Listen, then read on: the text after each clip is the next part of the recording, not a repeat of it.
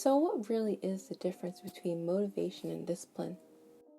We're all trying to reach our goal and it can be hard at times. But the good news is, one of these can help you fly way past your challenges and closer to your goals. In this video, I'm going to get into the differences between discipline and motivation, how discipline actually varies from person to person, and which one you might want to rely on more to reach your goals. And it's all coming up next.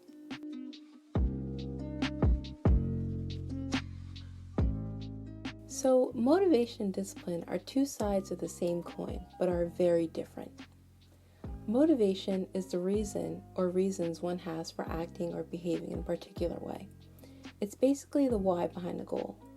It's that little engine that says you can when the rest of you says you can't.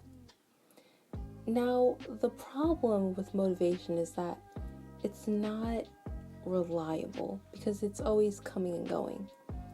You see, motivation is just a feeling, a very powerful feeling, don't get me wrong, but it's just a feeling. And we need more than a fleeting feeling to move us to do the things we do every day. If you receive motivation from an external source, then your goals will always be dependent on something outside of yourselves. You see the problem in that? We have to do what we want in life, no matter how inspired or motivated we are feeling at the moment. Motivation can also cause all or nothing thinking, which is essentially the tendency to do things perfectly or to not do them at all. It's like if you were to wake up with little or no motivation, you'll decide to do nothing that day because the external circumstances aren't just right. I used to do that all of the time.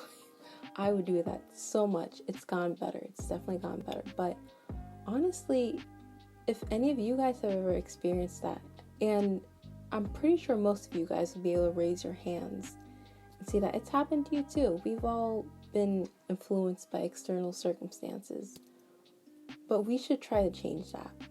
Now, before I move on, I do want to say that motivation isn't necessarily bad.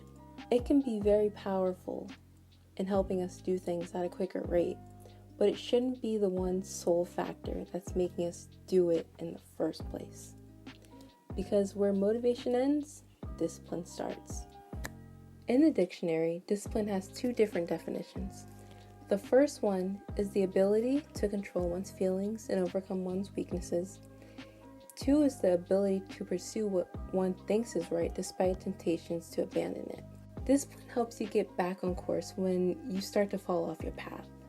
Stephen Covey, the author of 7 Habits of Highly Effective People, says, and I quote, "Only the disciplined are truly free. The undisciplined are slaves to moods, appetites, and passions." In my honest opinion, I do feel like motivation and discipline can be used together to create huge strides and progress towards one goal. However, you could and can reach your goals entirely without motivation at all. The interesting thing that I found out from experience is that when you use discipline to do something that you know you should be doing, even though you might not want to do it, what I found is that after you do that action, the motivation and inspiration usually comes right after. Much of the time, action precedes motivation, and we usually get that mixed up. We usually have a tendency of viewing motivation as a cause rather than an effect. I would love to know your guys' stories in the comments below if you've had an experience like that where motivation came as a result of your action. Discipline is a muscle, and like all muscles, you need to continuously use that muscle for better results. What I found interesting is that everyone has various amounts of discipline, depending on how much you exercise self-control. If you give in to instant gratification most of the time, then, it might be a little more challenging when you start to really use self-discipline. But don't let that discourage you, please. Don't. That should be a good thing. It means that you can build up your discipline if it's not that great now. And even though it can be built up, it can also be stripped down as well. And it's all dependent on the choices you make. If you constantly give in to unhealthy pleasures, that self-control muscle will start to become weaker, just like any physical muscle will if you stop working it out. When it comes to building up discipline, it might be easier to start off with smaller actions and then slowly build up from there. Also, speaking of small steps, if you want to learn more about it and how to take small steps and small actions, you can watch my previous video and I'll link it up right above me. If you're watching this and you're procrastinating at something because you're waiting for that perfect timing to be right, you get out of bed and everything's just perfect and you feel motivated, you're pumped, you are ready to go, you might be waiting for a really long time. A really long time. If I were you, I would just do it. I would just go for it. Because if you're waiting for that motivation, inspiration, it may never come.